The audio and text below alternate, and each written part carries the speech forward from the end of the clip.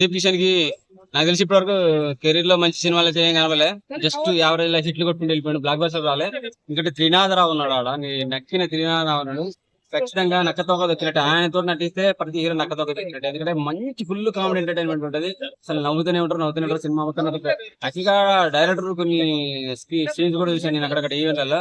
నవ్వుతూనే ఉంటాడు అనమాట. అంత హ్యాపీనెస్ గా ఉంటాడు. సో అటువంటి హ్యాపీనెస్ డైరెక్టర్ తో సినిమా వస్తుందంటే త్రినాథరావు లాంటి డైరెక్టర్ తో ఖచ్చితంగా బ్లాక్ బస్టర్ పడుతుంది.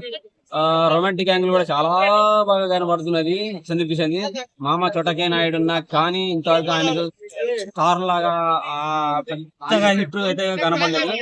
ఆయన కూడా అన్నాడు ఒకసారి, అరే అక్కడక్కడ కొందరు కొడుకులు ఉంటారు ఇంట్లో ఇబ్బంది పెట్టినకి, నాకు అది కావాలి ఇది కావాలని చెప్పి నాకు అల్లుడు మేనల్లుడు తయారని చెప్పి ఆయన కూడా సరదాగా అన్నాడు.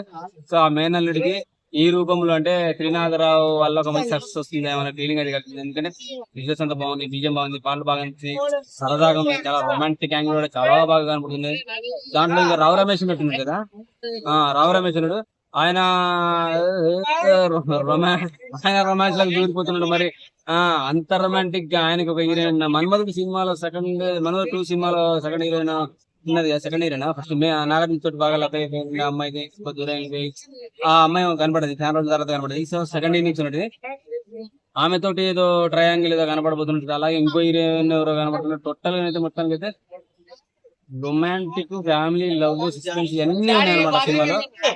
ట్రైలర్ చూసేంత వరకు అయితే చాలా అంటే చాలా బాగా అనిపించింది. మంచిగా అంటే అన్ని కళ్ళ పోసిన పాత్రలు అంటారు కదా, ఈ టైప్ లో కనపడుతుంది. మంచి ఎంటర్టైన్మెంట్ రాబోతుందనే ఫీలింగ్ అయితే కలుగుతుంది. ఖచ్చితంగా మంచి బ్లాక్ బస్టర్ కొట్టబోతుంది ఇది మజాగా సినిమా అయితే.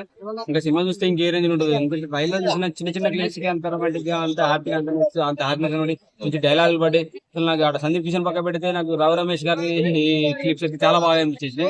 ఆయన సైకిల్ మీద నడుస్తూ రావడం, ఆయన ఇట్లా పక్కన నడుస్తూ ఒక యాంగిల్ లో పోతున్నాడు, చాలా బాగా అనిపించింది. అలాగే సందీప్ కిషన్ పరిగెత్తే సన్నివేశాలు కూడా ఒక పోకిరి లేదా పవన్ కళ్యాణ్, రామ్ చరణ్ మగధీరుడి సినిమాలో కాజల్ బస్సులో కూర్చుంటే గుర్రం కోసం పరిగెత్తే సన్నివేశాలు, గుర్రం తోటి పరిగెత్తే బస్సు క్యాచ్ సన్నివేశాల్లో ఎలా పరిగెత్తారు ఆ పరిగెత్తే యాంగిల్ కనబడుతుంది. సో అంటే ఒక మాస్ యాంగిల్ లో కనపడుతూ, ఒక లవర్ బాయ్ గా కనపడుతూ మంచి సినిమా అయితే రాబోతుందనే ఫీలింగ్ అయితే కలుగుతుంది ఖచ్చితంగా.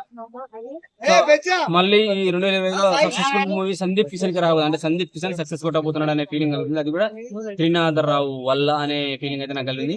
మళ్ళీ ప్లస్ పాయింట్ ఆ సినిమాలో ఆయన కావచ్చు, రావు రమేష్ గారు కావచ్చు, ఆయన కాంబినేషన్ అయితే హీరోయిన్ తో పాటు కొంచెం రొమాంటిక్ యాంగిల్ చాలా డోస్ ఎక్కువైనట్టు కనబడుతుంది. మరి ఓవర్ యాంగిల్ లో కనబడుతుంది, మరి ఓవర్ గా రొమాన్స్ ఉన్నట్టుంది రావు రమేష్ గారికి. మరి తండ్రి క్యారెక్టర్ అనే ఉన్నట్టుంది కదా. సో నాకు పెళ్లి చేయాల్సి నువ్వు పెళ్లి చేసుకునే స్థాయికి ఎదుగుతున్నావు అనే డైలాగ్ ఉండబట్టి మంచి తండ్రి కొడుకుల మధ్య ఎంత సరదా సన్నివేశాలు అంటే, అలాగే ఈ సందీప్ కిషన్ కి తన జోడికి మధ్య సరదా సన్నివేశాలు, రొమాంటిక్ సన్నివేశాలు కనబడుతున్నాయి. అలాగే రావు రమేష్ గారికి ఉన్న హీరోయిన్ తో రొమాంటిక్ సన్నివేశాలు కనబడుతున్నాయి.